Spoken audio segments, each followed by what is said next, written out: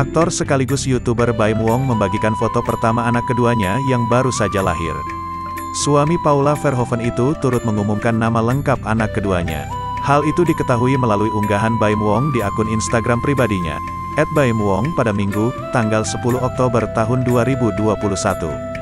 Diketahui nama anak kedua Baim Wong yakni Kenzo Eldrago Wong. Dalam postingannya, Baim mengunggah foto saat Kenzo tengah tertidur.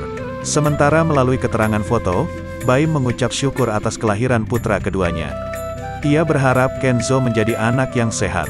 Paula Verhoeven melahirkan putra keduanya melalui operasi caesar pada Sabtu, tanggal 9 Oktober tahun 2021. Setelah sang buah hati lahir, Baim Wong mengungkapkan kondisi sang istri. Hal itu disampaikan dalam kanal YouTube KH Infotainment tayang pada Sabtu, tanggal 10 Oktober tahun 2021.